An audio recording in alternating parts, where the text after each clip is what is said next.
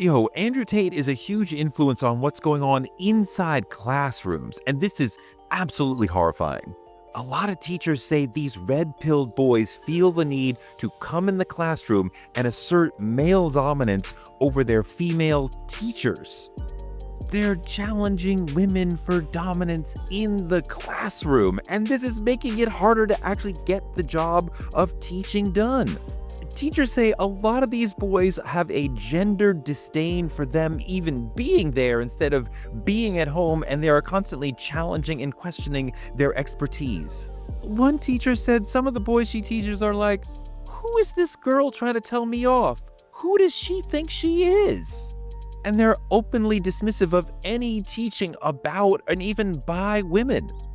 One of the teachers said, "If we read anything by a woman, some of the boys will say, 'Why do we have to read this myth?'" They say things like they think feminism means women want more than them, so it's an attack on them. You see all these ways of white males seeing black and females and trans people trying to have rights as an attack on them. Such victims. But there's a growing generation of boys who won't take women seriously in any capacity. The Manosphere is ruining an entire generation of boys. The Manosphere has been under constant scrutiny since its inception, but it really started gaining mainstream attention around the time of Kevin Samuels. He took the conversations men, and primarily Black men, had been having about issues in their own community and made the conversation public, making a ton of money in the meantime. Some loved him and some hated him. Some considered him a saint and others considered him a sinner, but nonetheless, he was one of the first to bring mainstream attention to this space where men had a chance to share their dating experiences, dating preferences, and ultimately their own opinions.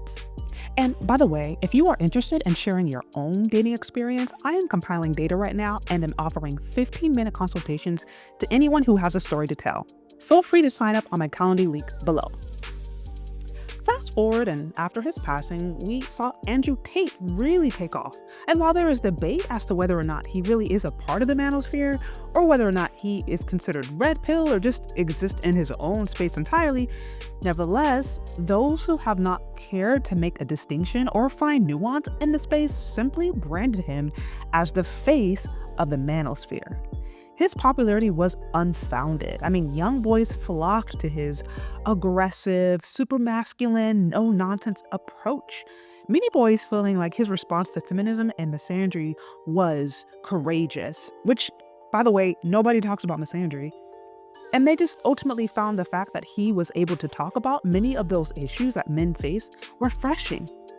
But given Andrew Tate's messy personal life, the countless legal battles he's gotten into, and the countless allegations he faces with human trafficking and just misconduct against young girls and women, his popularity has come to totally and completely cast a negative light on the Manosphere, a space that is actually quite nuanced. Also add to the fact that there's been a few school shooters who classify themselves as incels and red pillars and people who are part of the Manosphere.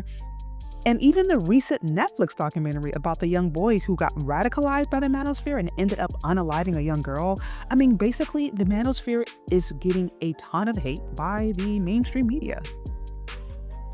You've even seen content creators who were once a part of this space distance themselves because of misunderstanding or just overall not wanting to be associated with the reputation.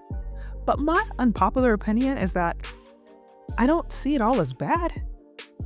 Yeah, there are crazy guys that you can find online in the Manosphere or who classify themselves as red pillars, whatever. You're going to find that anywhere. But there's legitimate concerns and there is legitimate scholarship that's coming out of the space that is actually undeniable.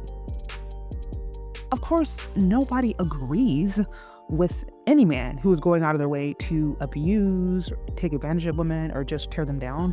But that is a mischaracterization of this space entirely. I actually got introduced to the Manosphere way before Andrew Tate and the other stuff really took off, and I ultimately saw it as a space where men could discuss and share their concerns and issues. This space is crucial for Black men, especially who have never really had a place to have a voice in that particular way. And there is a legitimate need for male advocacy, especially Black male advocacy. And I can't overlook the collegiate scholarship that's coming out of this space, or the trends that show how Black men specifically are some of the most overlooked and targeted institutionally. So having a place and a space to talk about these issues and address these problems is not about hating women, and it's not about tearing them down.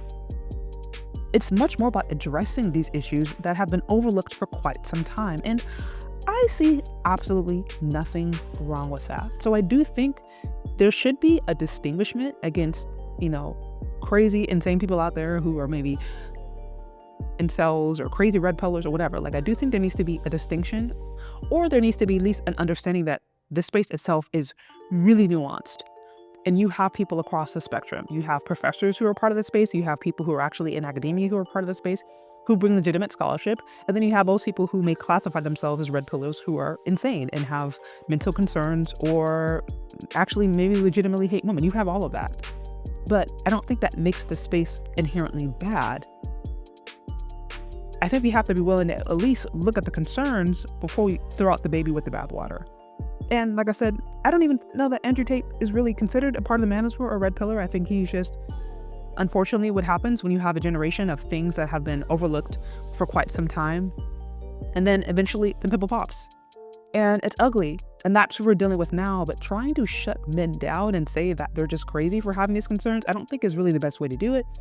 I think it's better to at least try to understand it and address the concerns instead of shutting them out. Because if you continue to shut them out, then the only thing that happens is that because if you shut them out and there's not a legitimate understanding or willingness to address the things that are unequal and imbalanced, then it only makes the problem worse in the long run. But anyways, that's what I have, y'all. What do you think? Do you agree or disagree? What do you think about the space? What do you think about, the Manosphere, the red pill, what he said? Did you guys see the recent movie from Netflix? What are your thoughts on that? I'm curious. Let me know what you think down in the comment section below. Thank you so much for listening if you've gotten this far, and we'll talk later. Bye.